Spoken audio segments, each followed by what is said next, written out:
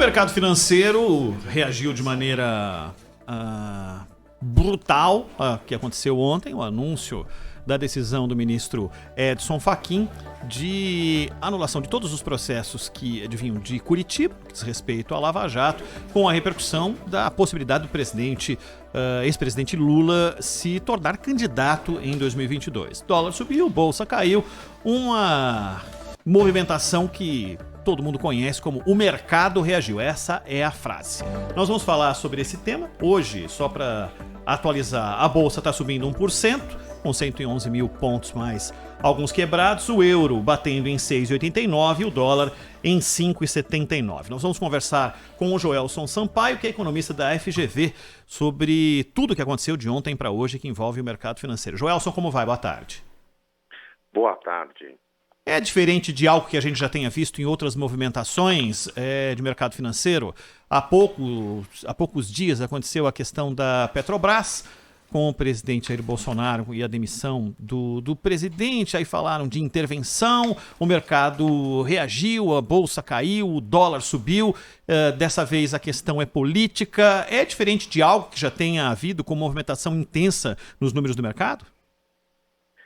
Nesse cenário que a gente observou ontem, é muito parecido com o que a gente já observa do mercado em momentos que você tem alguma mudança no cenário político que afeta ali as crenças do mercado para o futuro. Então, nesse sentido, não tem nenhuma novidade e o mercado já vem de um contexto de maior volatilidade. O que significa isso? De maior variação, de maior sensibilidade a esses eventos políticos que tem agitado bastante o mercado financeiro nos últimos dias. E ontem não foi diferente. Sempre que vem um cenário onde aumentam as incertezas em relação a como o Brasil será conduzido no futuro, o mercado reage rapidamente no curto prazo, mas como a gente observa um pouco hoje, ele acaba seguindo também, digamos que uma reversão à média, a depender para que lado vai essas decisões e para que lado vai o país em 2022. Oi, Joelson, tudo bom? Sônia Blota aqui, um grande prazer tê-lo aqui no Bandeirantes Acontece.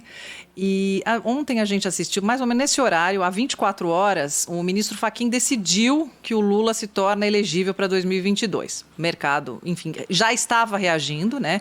Isso foi uma observação importante do nosso Cláudio Zaidan, já estava reagindo por causa da alta do preço do petróleo, né, da gasolina, etc. E depois, hoje de manhã, o ministro Gilmar Mendes pautou a suspeição de Moro. Veio o Fachin, defendeu o adiamento da análise da suspeição e agora, nesse momento, na TV Justiça para todo o Brasil e o mundo, o ministro Gilmar Mendes ainda está lendo o seu voto.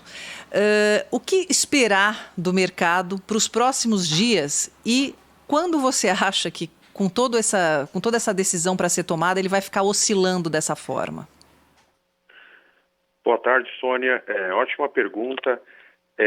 O que é esperado para o mercado a partir dessas incertezas que ainda existem, né, em relação às decisões do STF para o cenário 2022, a gente vai acompanhar, observar bastante volatilidade, muitas incertezas, um cenário de maior risco no mercado, que é refletido em maior valorização da moeda estrangeira, principalmente o dólar. Isso segue também para o euro e uma variação maior no Ibovespa, com quedas e uma leve recuperação após essas informações. Então, nós estamos em um período, é importante também contextualizar, de maior risco para a economia, porque já estamos em uma crise bastante severa, que tem fragilizado bastante a economia por conta dessa retomada do número de casos da Covid e que isso já cria uma insegurança para o mercado de como vai ser a economia em 2021. Quando a gente acrescenta um ingrediente político, que é 2022, nesse caldeirão, você aumenta a volatilidade, ou seja, aumenta a incerteza, aumenta risco e o mercado ele vai reagir mesmo. Então, daqui para frente, a gente tende a observar uma variação ainda grande no mercado financeiro por conta desses acontecimentos. Joelson, boa tarde. Como a gente havia frisado, o que aconteceu quando o Fachin anuncia aquela decisão, quando aquela decisão se torna pública, numa manchete muito feliz da Folha de São Paulo, é que a tendência se intensificou, se acelerou. Mas já havia uma tendência, o dólar estava subindo, já estava batendo ali em 5,70, então depois houve uma intensificação, ou seja, não houve uma mudança de vento, o vento ficou mais forte apenas. É uma pergunta que eu quero te fazer, acho que você pode esclarecer muito para a gente, é claro que é meio subjetivo, mas nessa reação não está embutida aí a ideia de que com a presença do Lula, o governo Bolsonaro tende a gastar mais, inclusive visando o cenário do ano que vem, visando a disputa do ano que vem, gastar mais em programas sociais, intensificar esses programas sociais, gastar o que não tem, enfim. Essa possibilidade também está por trás dessa reação aí do mercado financeiro, mercado de ações, de cambial? É uma ótima observação, né? E aí, nesse cenário, a gente aproxima muito os dois presidentes, né? Que eles acabam se afastando daquela lógica liberal para o mercado, de austeridade fiscal, né?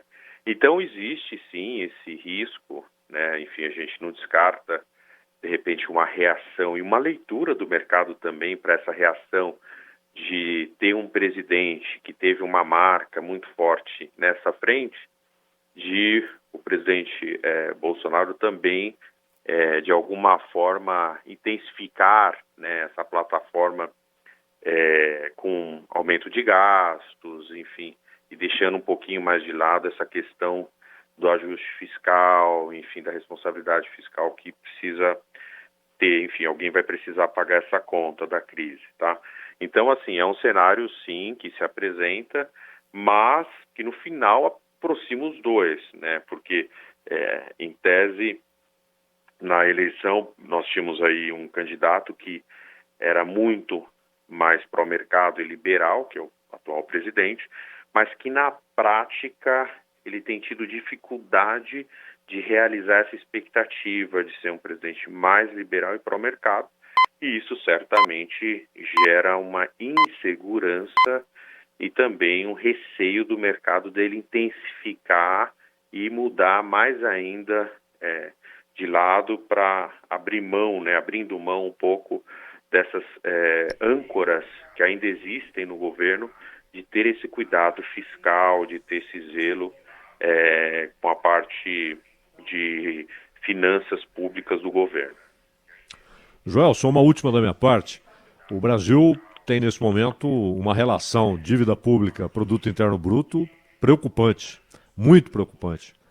E, ao mesmo tempo, temos aí um pacote importante de títulos que vencem em abril, né, que devem ser resgatados pelo governo.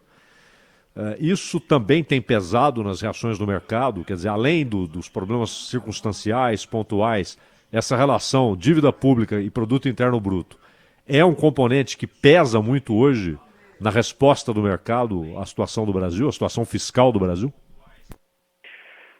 Certamente. Eu diria que seria um dos principais pesos, né? Porque o mercado, quando ele olha o governo, ele sempre precifica a decisão política olhando o bolso, olhando o resultado, né? Então, quando ele olha um cenário como o nosso e essas incertezas, enfim, esses novos cenários aparecendo, no final do dia ele está olhando lá na frente a capacidade de pagamento do Brasil. É isso que ele está vendo. Então, ele está vendo um país que está reagindo à crise, gastando mais, mas ele quer ver, olha, como que vai ser paga essa conta, onde vai estar o ajuste, onde a gente vai, de alguma forma, fechar. Porque se não fechar, alguém não vai pagar a conta e aí a gente sabe todo o histórico que existe e o risco que tem nesses casos. Então, é essa a preocupação principal do mercado. Duas coisas, o nível, não só o nível, mas a aceleração desse endividamento público. Porque nós já gastamos em 2020 bastante para combater a crise. Em 2021 vamos gastar bastante, porque ela continua aí, enfim, afetando a economia diretamente, como nós temos visto no dia a dia.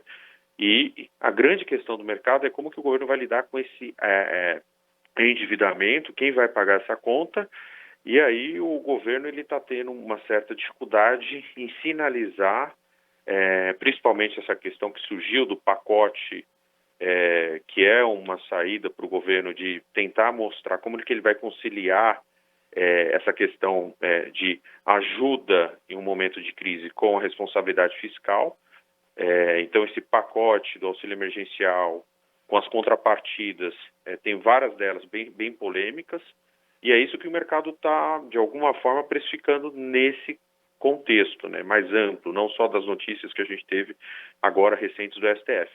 E isso afeta diretamente, não tenha dúvidas, as expectativas, ou seja, o risco país, a taxa de juros, e o Brasil ele precisa, é inevitável, fazer rolagem da dívida, enfim, ele vai precisar continuar se endividando e não tem como, não tem alternativa. Mas para isso o mercado tem que ter um pouco mais de clareza qual é o caminho que o governo vai adotar em relação a essa, não só o nível, como eu disse, mas a velocidade do endividamento do Brasil, principalmente a relação dívida bruta PIB. Joelson, só para encerrar, o movimento do mercado, só para quem está com o ouvido ligado, ouviu ontem e já ouviu em outras semanas, em outras oportunidades históricas, essa movimentação intensa. Neste momento, durante um processo de votação da suspeição do ministro Sérgio Moro, você entende que no fim dessa votação deve haver, aí já vai acontecer, o mercado vai estar fechado, mas deve abrir o mercado na quarta-feira amanhã com uma resposta a isso que vai ser decidido hoje? Certamente. O mercado reage rápido. Então, qualquer decisão que a gente tenha, começa nos mercados estrangeiros, né, que operam papéis brasileiros, então a gente vai já observar essa reação antes da nossa bolsa aqui no Brasil abrir, os mercados já vão refletir e assim que a bolsa abrir, também teremos os reflexos no mercado local. Então, certamente, qualquer que seja a decisão hoje, amanhã estará refletida no mercado financeiro. E a gente vai acompanhar. Joelson Sampaio, economista da Fundação Getúlio Vargas, falou conosco. Joelson, muito obrigado. Até uma próxima. Até uma próxima.